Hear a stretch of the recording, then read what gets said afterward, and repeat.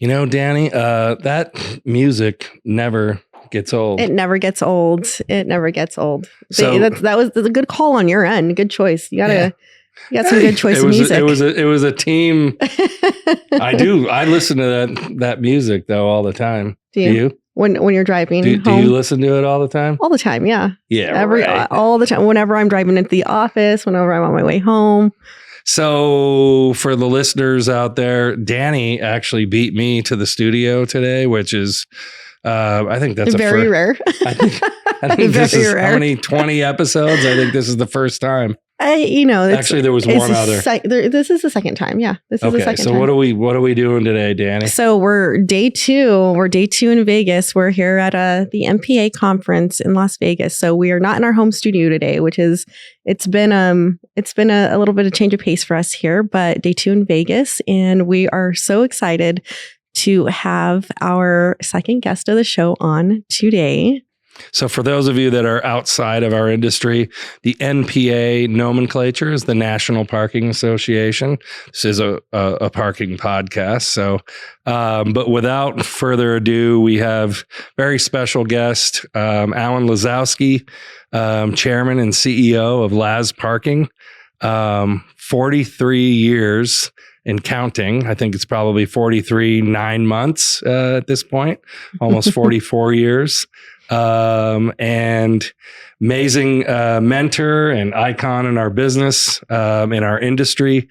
And it's great to have Alan here. Alan, welcome. Thank you so much. Welcome. I'm honored to be here with both of you. We're so excited to have you. So Dani thank you. And John, thank you for doing this, and thank you for your leadership. Absolutely.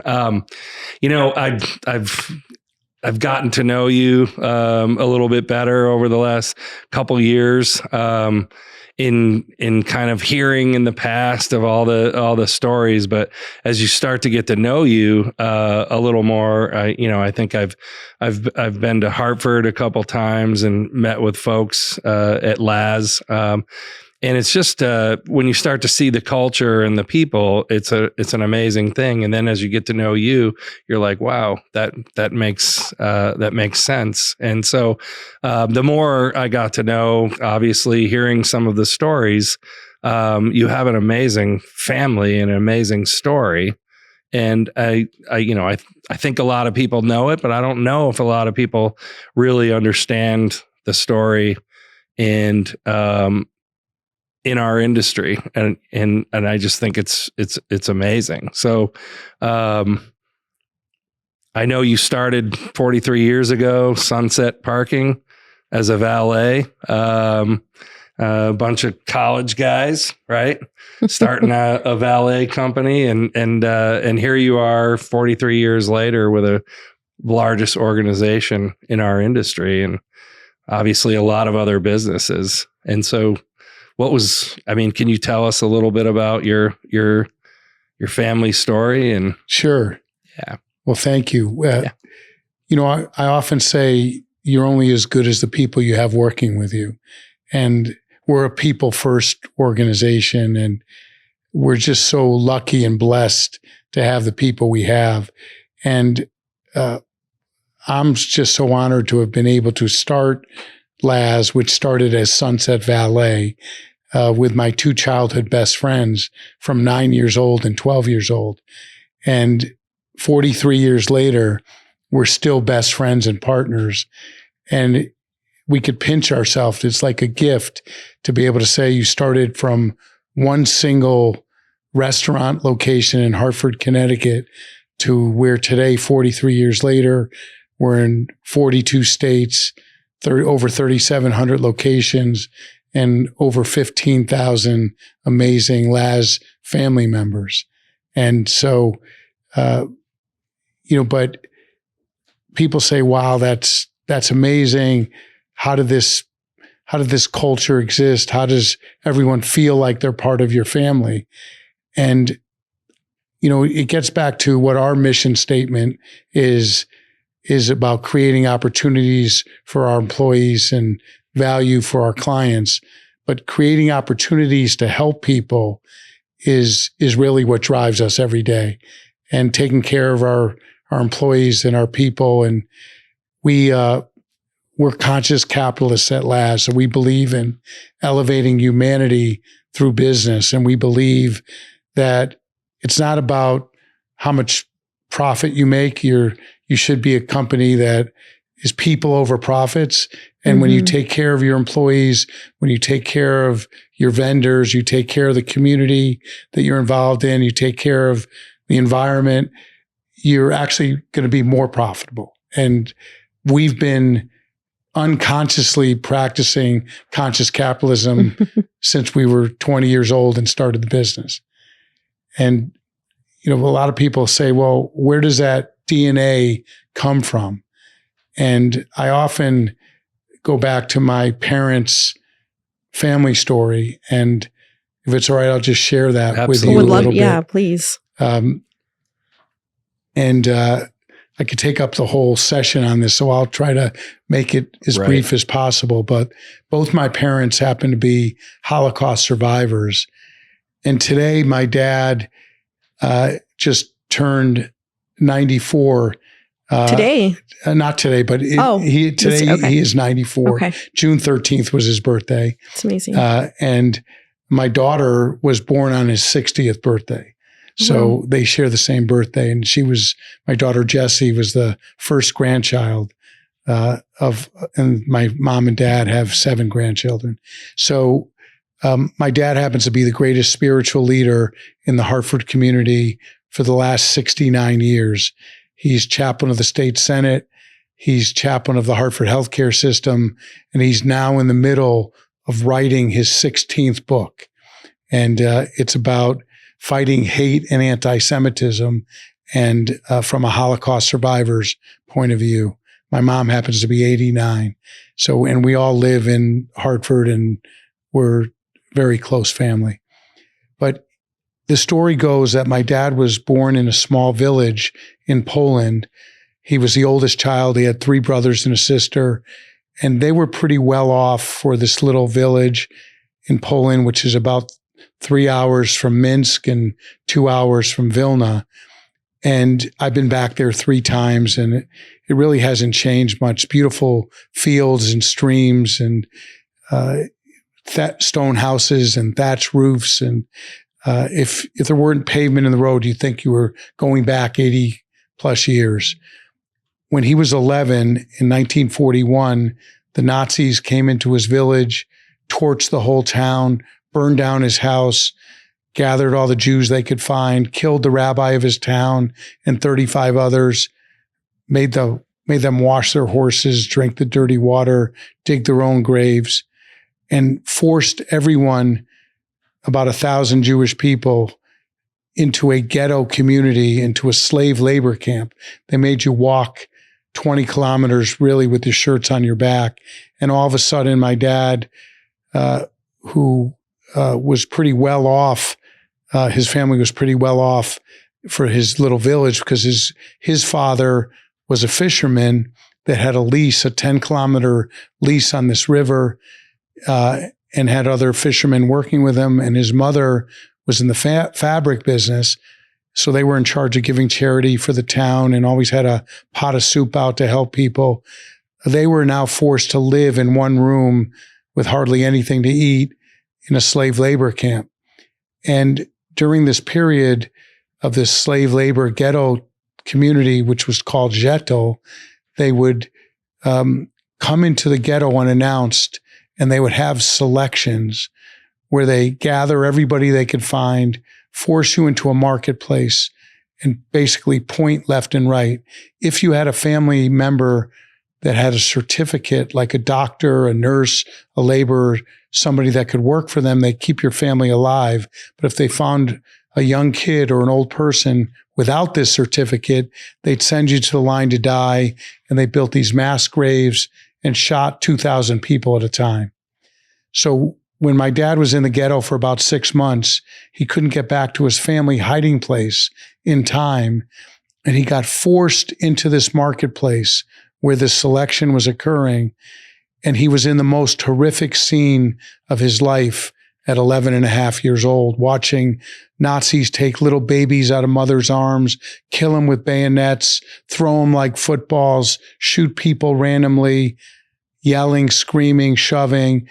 And all of a sudden, he sees the pointing left and right, and he realizes that he's going to go to the pit to die unless he starts asking people with these certificates to pretend that he was their son. So he goes to people that he knows from his village, and he said, will you take me as your son? But they're all afraid of their lives and their kids. It's written on the paper, on the certificate, your children. So it's a real risk. They're saying no. He's getting shoved to the top of the line, and he starts asking people he never met before, will you take me? Will you take me? No, no, no. Right before he gets to the top of the line, he asks one last beautiful woman that has a nursing certificate with her 2 daughters on her side, ages 7 and 5. She's never met my father before. And she looked at him and she said, if they're going to let me live with my 2 young girls, they'll let me live with 3. Hold my hand. He holds on to her dress on one side, the 7 and the 5-year-old daughters on the other. They get to the top of the line. The Nazi starts looking at her papers, and her husband's in the line to live with his paper, and he starts yelling, my Frau, my wife, my kids. There's confusion. They shove him to the line to live, and she saves his life. He never sees that woman again after that. His mother got killed. 2 brothers and a sister got killed. He escaped into the woods, and miraculously, he found his father and 1 brother and lived in the woods for over 2 years to survive. Starvation, disease, 25 degrees below zero in caves. 85% of the people that went into those woods did not survive.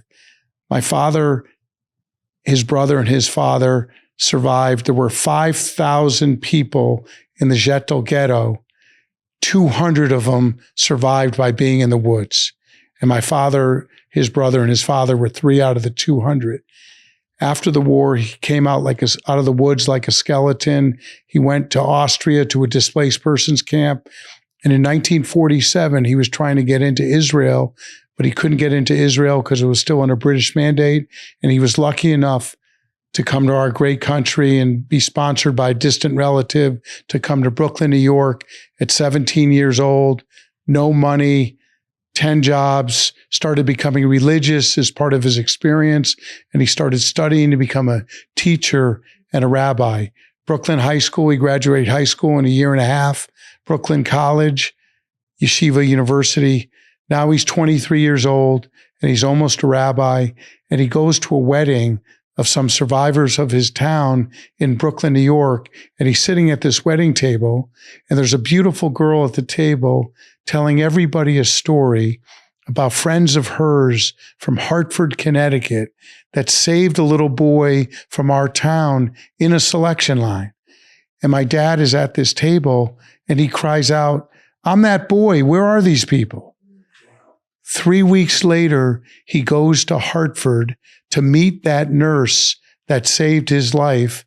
And he ends up marrying my mother, her daughter, the 7-year-old girl in that selection line.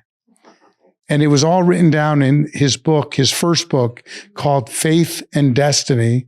And my mom's story is written by a New York Times bestseller author, and it's called Into the Forest. So I believe that anything's possible in life. You never, ever give up. And when we have a chance to bring our humanity to the moment, you do it. And that's sort of the spirit and the DNA that Laz lives by.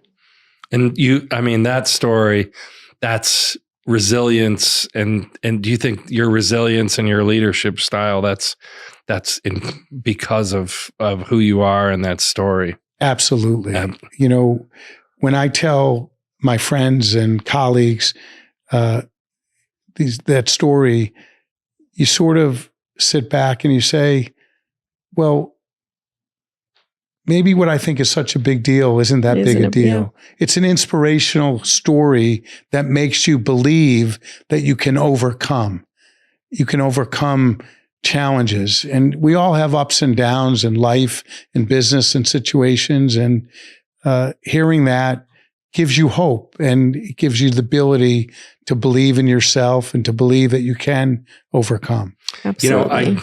A lot of companies, I call it they'll talk the talk. But as I started meeting Laz and the different folks from Laz, I remember a story going back to Hartford.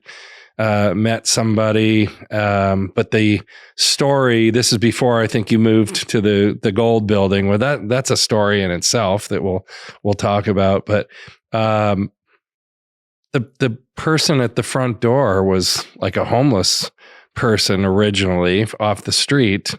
And if I'm not telling the story, but the person, I think Laz owned Laz owned the building that they were in. And the front door concierge person was somebody that was homeless and was brought in and had been working for Laz now for 8 years. And I think that was a story in itself. And the gentleman was the nicest person, had the greatest personality.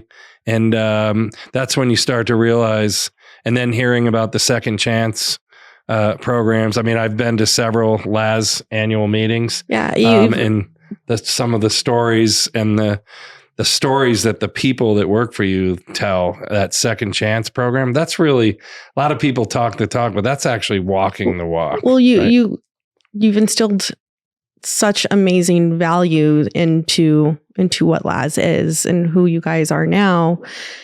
I mean, I think Laz is probably one of the biggest operators who gives back in our industry and outside of our industry as well. We give back to the industry and outside. Can you talk about a few of those, the different programs such as Second Chance? Sure. And do you know who I'm talking about? The doorman? Yeah, well, it's interesting. We have hundreds and literally thousands of stories of creating opportunities to help people. And it's, like I said, it's one of the reasons we wake up every day, because when you could see somebody grow and succeed, whether they were homeless or they're a returning citizen, formerly incarcerated, or they're just starting out in life and they want an opportunity, to give somebody an opportunity to succeed is really a gift. And it's more of a gift for us than it is for them. But we had a gentleman named Willie Cordera that I'll just share one quick story, who came to us about 23 years ago and said, I'm a drug dealer. I'm the largest drug dealer in Hartford, and I'm either going to get shot or go to jail, and I want to change my ways. And Willie, we gave him an opportunity, started in the maintenance division, part-time, full-time, went over to parking, became a manager, supervisor, general manager. Willie became the head of our Second Chance program. And we have had over 1,000 people at Laz that are formerly incarcerated becoming Laz employees over the years. Which is such an incredible story in itself of someone who really was honest, right? It was about honesty in that moment of him being like, I don't want to go down this path anymore. Him choosing to be honest about who he was is also a really big risk, right? It's not a lot of the time. Yeah. That demonstrates courage from both sides. Well, that's exactly his honesty. Yep. But at the same time, I mean, when you think about the Second Chance program and the liabilities that companies have today, it's very courageous as an organization to actually have a program like that because of liability and different things that are associated. So, I mean, all the way around, it's pretty courageous, not just but from the organization. Absolutely. It's fascinating. Yeah. You know that Laz loves giving hugs, right? Yeah. Okay. And I've gotten a few. Well, yeah. So when you're open-hearted and you're open to people and you want to give hugs and you want to give opportunity, it works. It works wonders. And if people are open and honest and courageous and curious, you give that opportunity, you could change their life. You could change lives of their families, and it could be generational. Absolutely. And even sometimes, it doesn't always work out, right? But you should never change your view of giving someone a chance, because out of that, we've created the best relationships, the best employees, the best partnerships, and some of the best Laz employees come from that openness. I mean, the Laz Charitable Foundation, I've been a part of it through Tony DiPaolo. He has that annual golf tournament for special needs kids every year. And every year we've participated in it for the last 4 years. And every year it gets better and better. But when you look at the charity that you guys are doing and the things, how do you choose? I mean, I'll tell a personal story of being at a Laz annual meeting. It was during the Ukraine, the first out, there was a heart surgeon, I believe. His, this angel would go over there and perform heart surgery on trauma patients that were children. And Laz organization raised money for them so they could keep making these trips, supplies, and doing that stuff. And it was kind of amazing. How do you choose? I mean, that moment that I was in, watching you, I think you raised about $150,000 and about on the stage in about 10 minutes. At your, in the middle of winter at your annual meeting in about 10 minutes. And the energy in there, I mean, I text my partner and said, I just gave $50,000. It was, but that's how you felt. Like you might have only had $1 to give, but the energy in that room was amazing. And, I gave, if you didn't have any money, you'd give your last $5, and that's how it felt. And so, well, that doctor actually saved 7 children's lives in Ukraine on that trip. And so, giving to charity is, I think, one of the greatest things that people can do in their life. And, yes, it fulfills serving people. Laz had June 15th, we had a day of giving where people not only gave money, but volunteered their time. And we affected 37,000 people that day for those charities nationwide.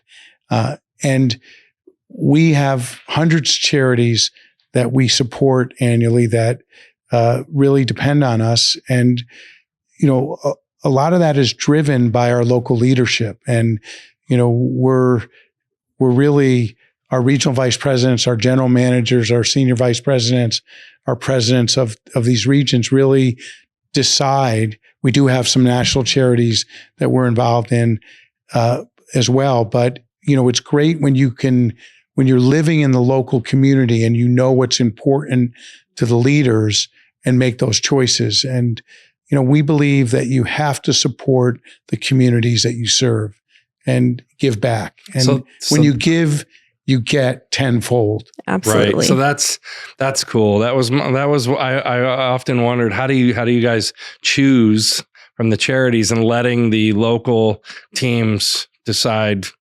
in their local markets makes a lot of sense. That's even makes the story even better. Right. So the Laz Charitable Foundation, amazing work. Stepping back a little, just a little fun facts. You guys are now in the gold building, right?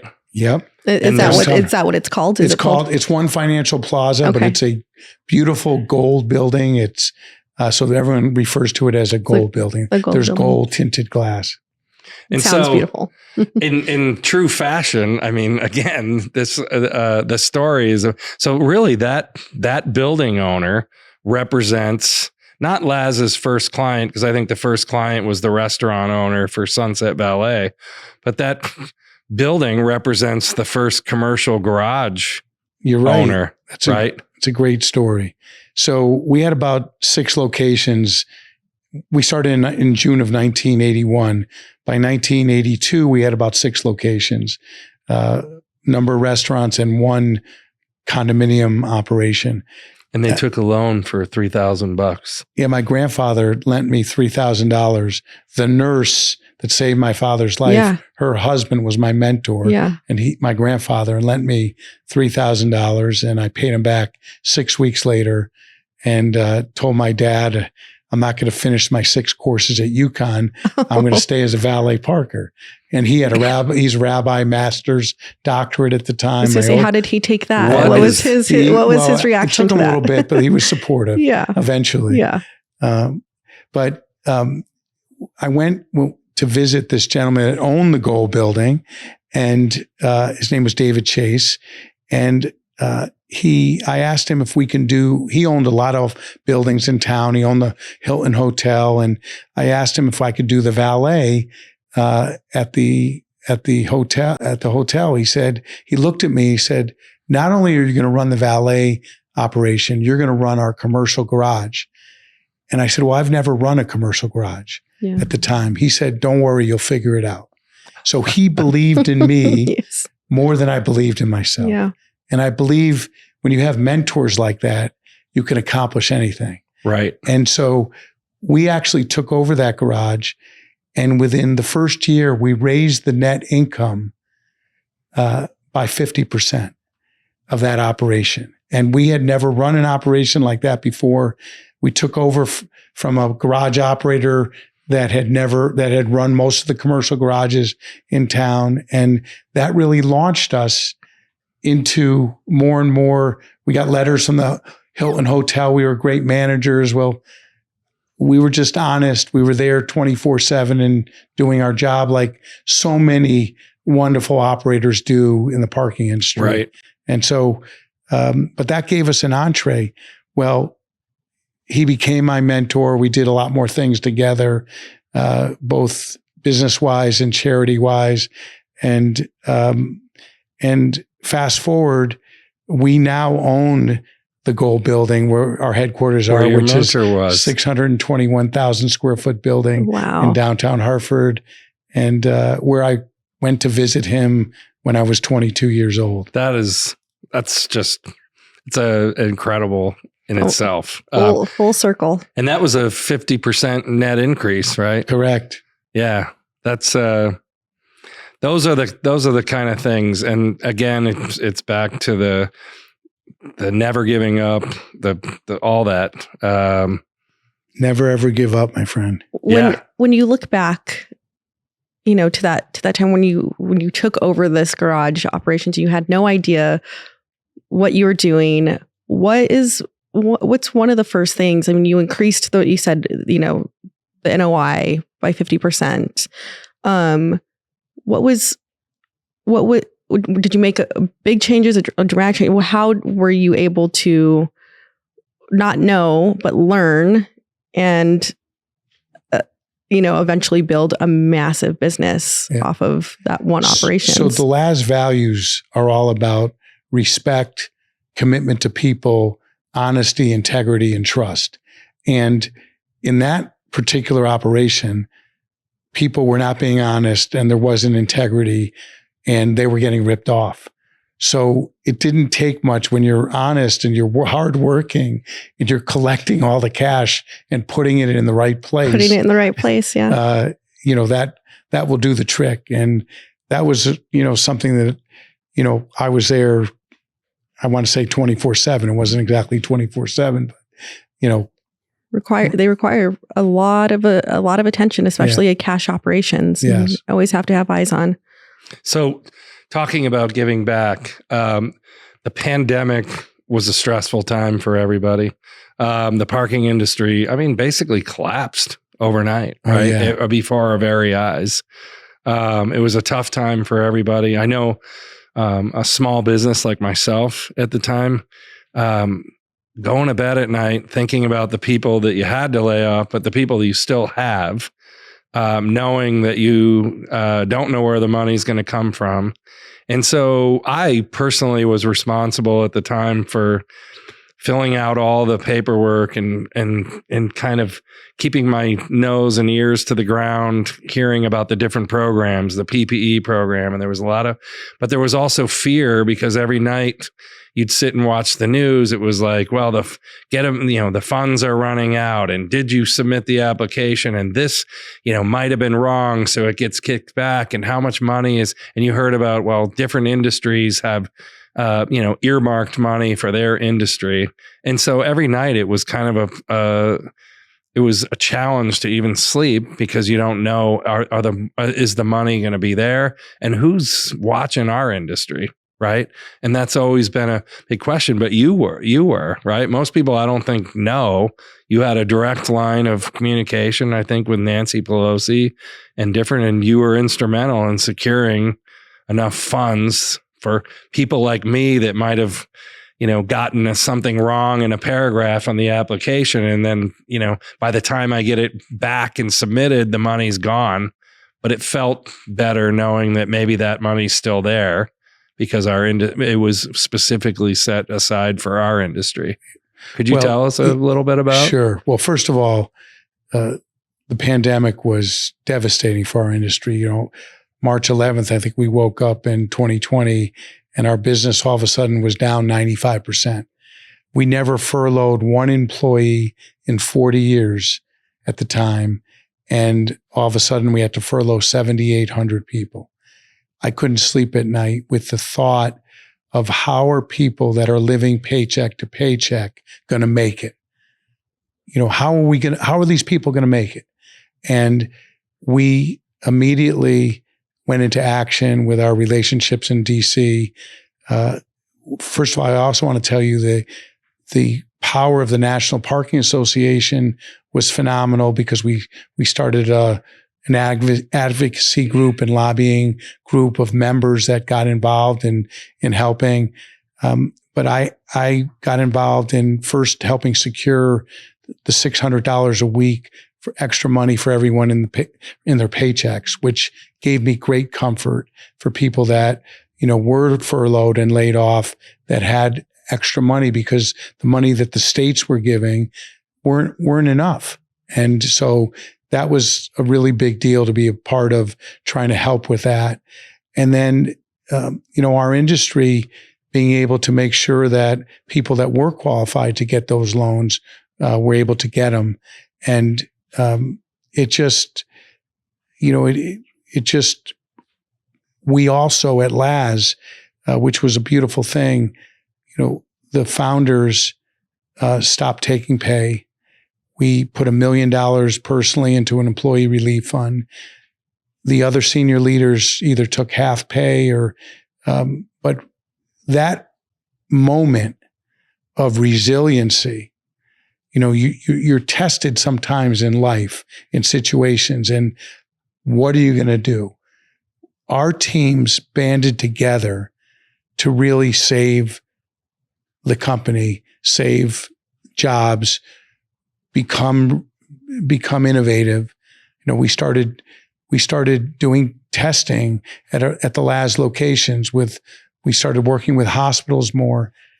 Our frontline employees became heroes because we were essential workers. And, we have really to tip our hats to the entire industry of how everyone reacted. We came out of it. It was a time where I say people were helping people. At the time, 3 weeks before the pandemic, we had just moved into the Gold Building. Okay. And that's our, home headquarters for over 250 people. And all of a sudden, 3 weeks later, no one's showing up. And I had a vendor, wonderful friend of mine named Dan Syracusa, who moved us. We only moved a few blocks to the Gold Building. We got all new furniture and all that. So the move wasn't that big, but I think it was like a $40,000 or $50,000 move bill. He texted me about 3 weeks after the pandemic started. He said, I just want to let you know that I'm waiving the bill for your move. he said, you guys have been so good to us and our community over the years. It's time for someone to take care of you. And we're waiving this bill. And it just goes to show you, when you're good to people, it comes back to you. And many of our landlords and many relationships during that time, people started helping each other. Don't worry about the lease payment. Our bank is going to help us. We'll help you. We'll put it on the back end, or we'll do this, or we'll do that. And it was just an amazing time of teaching people that when you have a tough time, you can overcome, you can be resilient, and you can make a difference. And I think we came out of it, where 21 and 22 became the best years in Laz's history. Well, I personally want to thank you. From an organization, not only were you helping your organization, but I think the leadership translated to help our industry. I'm sure there was a lot of other people as well, but that's what we needed during a time like that, because it was unprecedented for sure. That's such a great example of how we were just talking earlier. And you said, giving back is so important. And when you give back and you pour into your community, and, it comes back to you tenfold. I'm a true believer in that as well. I love spending my time giving back to my community. And that's a prime example. You didn't ask. You didn't have to ask. It was a gift right back to you. So that's what an incredible story. Yeah. So I think the pandemic I think the parking industry, for some reason, we were kicking and screaming for, a lot of years with technology. We didn't take credit cards for the longest time. And then it's kind of rapid fire. Absolutely. And I think the pandemic has even accelerated it even further. And so what do you see in parking and technology, and how is technology changing our industry in like the next 5, even 2 years? What does the next 2 years look like? It's really exciting. I tell a lot of our people, it's really important to be curious and optimistic. And I lead a call in our company once a week called the Art of the Possible, because we're always looking to be innovative, to say, what else can we do? What's next? Laz manages 450 million square feet of space in all our 37 plus 100 parking locations. And we're constantly thinking, how can we be innovative? What else can we do to make a difference and create value in that space? And so I'm very excited about the future of technology. We just announced yesterday a nationwide deal with BP Pulse, British Petroleum, about putting in on a nationwide basis EV charging, ultra fast hubs for charging. So if you're an Uber driver, or you want to come in and get charged in 20 minutes and have a beautiful rest area, Wi-Fi, and come in and out, people will be able to come into Laz facilities at no charge, charge up their EV, spend a little time and go on their way. And it's going to be, a one-of-a-kind experience that's never been done in the parking industry. That's an example of technology and innovation. And how do we make things more seamless, a seamless customer experience in the future? And, just like some of the things your wonderful company's doing at PRRS that I know we partner with, to make sure that the experience of the consumer and the customer is really seamless. Because people, they don't want to take a ticket anymore and go to a pay station, or we want to make life easy. And I think the parking industry has some catching up to do. And I think we've really grown in the last couple of years with technology, and I think it's going to go faster. And I think there's, from electric charging to seamless user experiences to digitizing the parking experience is something that, I'm very excited about for the future. Well, I know Dani and I talk about this a lot, and we've even done an episode on, what is it? It's not the dental episode. Not the dental episode. AP, sorry for the people. The sharing of data is important. And for the longest time, there wasn't a lot of collaboration in our industry. And I'm seeing that change, which is very important. And so the Alliance for Data Standards, I think that the IPMI sponsors, having organizations be able to communicate in that API or that computer technical stuff in a way that makes it easy for all the organizations. I think, there's a group of people in not our organization, but in our industry that have really driven that. And I think it's getting better and better. Yeah. I'll date myself here, but I've been coming to the National Parking Association. I'm 64 since I was 22 years old. So I will tell you that the National Parking Association, just to give it a plug, is a great place for younger companies, entrepreneurs, for people starting out in the parking business or people in the parking business for a while to network and learn from other people. And I think what you talk about sharing data, it's also sharing ideas. It's sharing best practices. It's learning from peers. It's being mentors. And what I love about our parking industry, and I was honored to be a past chair of the MPA.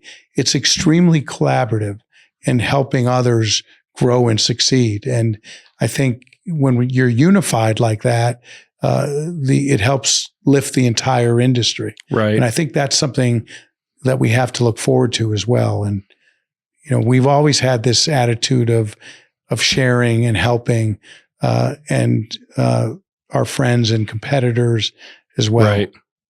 Yeah. I mean, we talked about it on on season 1.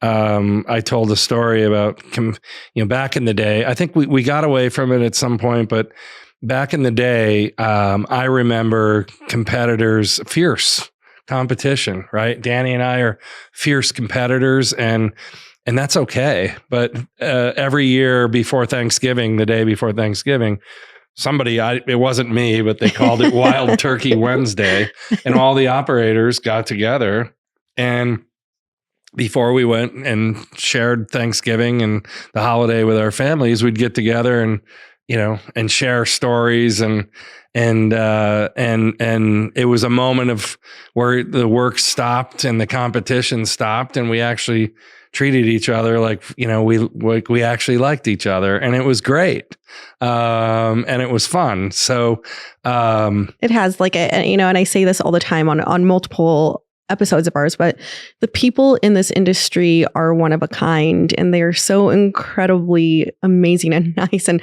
a lot of I have a lot of friends, great friends who I met, who were competition, and it's just I love how we collaborate as an industry. Although we are, competitors, we still love to collaborate, and I think that that's one of the biggest.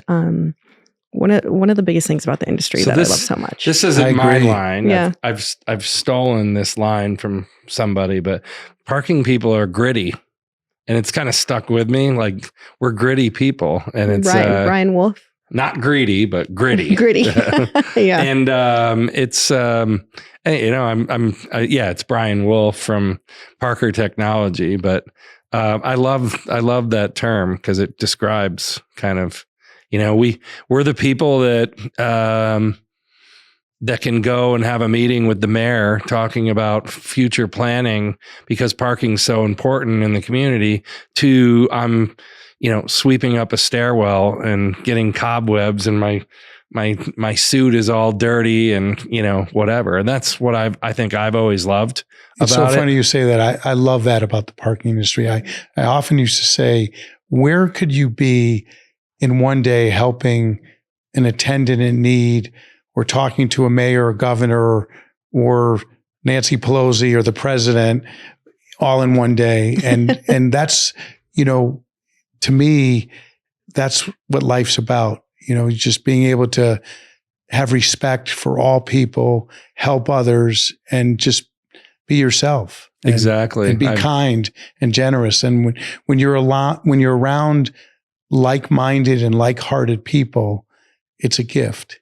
Right. And, what I love about Laz and our company is we were the parking attendants, we were the valet parkers, we were the managers, and we never forget how important that front line is and how important those people that represent you in the field are. And when you do that sincerely and you sincerely care about their success, you're going to have more success. Right. I used to call it, if you've got executive-itis and you want to sit at your executive desk all day, the parking industry probably isn't for you. It's not for right? you. I mean, because we're like you said, I mean, it's a kind of a Windows, got to learn to do Windows yourself. Right. And, again, you could be going from all aspects and that's why I've loved the industry. I used to love going out and seeing the signs, replacing our signs with the competitor signs.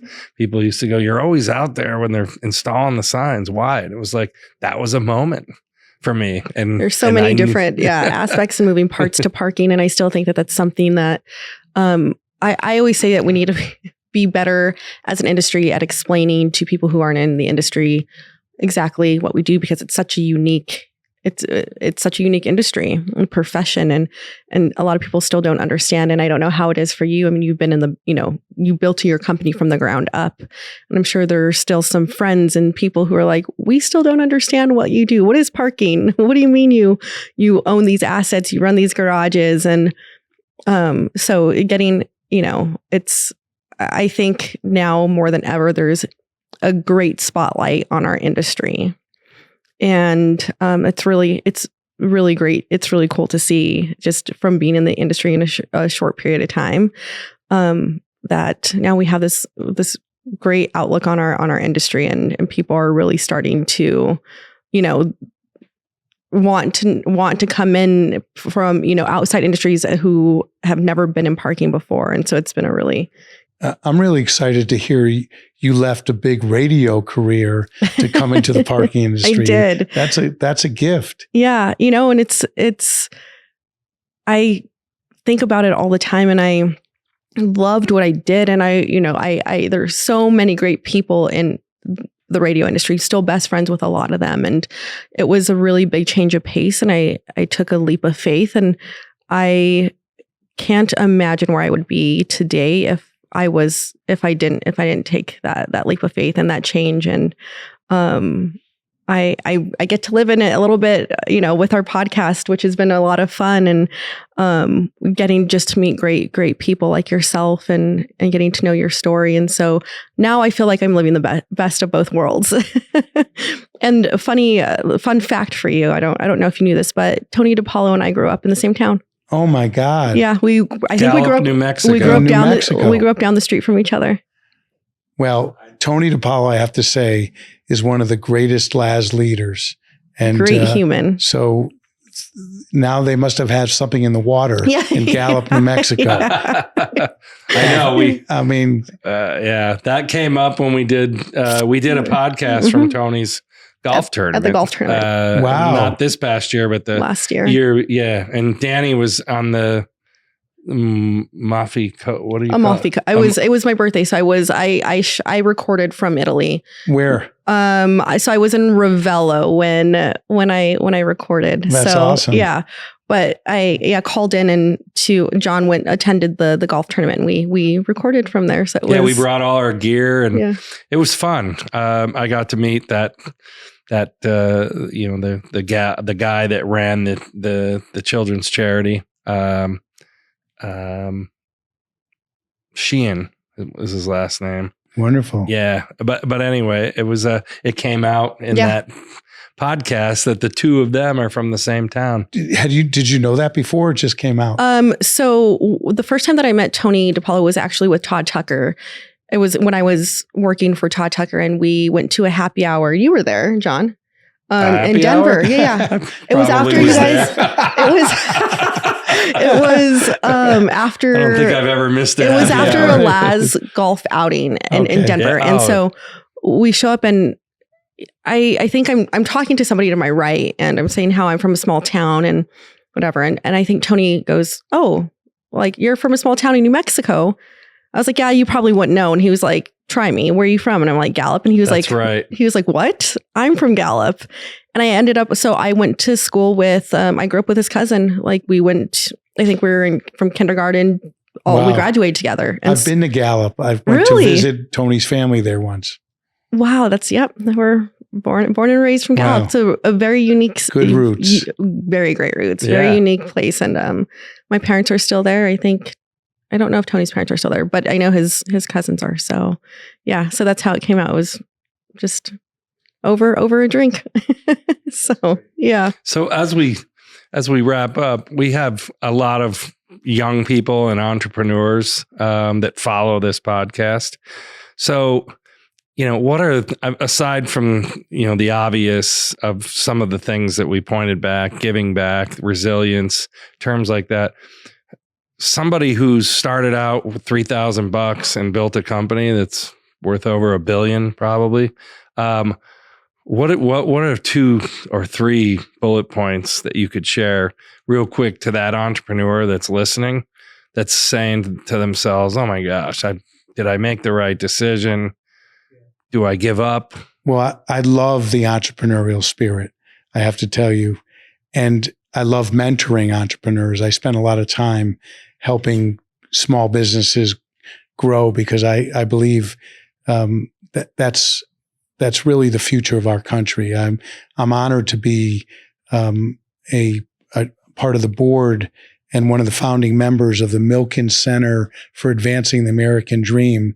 And we're building a 300,000 square foot museum 2 blocks from the White House right now in Washington, D.C. And so I will tell you that I believe the American dream is alive and strong.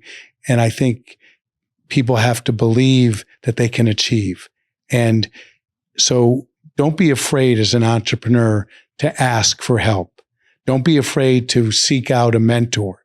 Don't be afraid to jump in the water and go for it, because you could do all these business plans at the end of the day and you could talk yourself out of doing something or not doing something. At the end of the day, you got to jump in the deep end and go do it. And so, and believe in yourself, choose the right mentors, and never, ever give up. That kind of goes along with, I think I told you we've had NFL people on and just sharing their story, and self-doubt comes in there. And that's, don't doubt yourself. I love that. Jump in the water.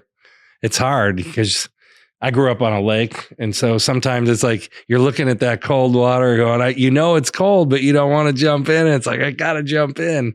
And so and that's, having the right mentors is very important. It's like you said, sometimes it's really important to have those people in your life who believe in you more than you believe in yourself. And one thing that I really believe in as well, when you've achieved success, it's really important to pay it forward. And, that's our 2024 theme for Laz is paying it forward. And I think when you have an opportunity to help somebody, to pay it forward, to give a gift to somebody else, it means the world to you. So that experience of giving of your time, giving money, helping somebody is a way to pay it forward. And, if more people do that in this world, we'll make our world a better place. I agree 100%. And thank you for taking the time and being with us today. It's a gift to be with you both. It was such a pleasure. Thank you for what you're doing for our industry. And you're both wonderful people. Thank you. Thank you, Al. It was a pleasure having you today.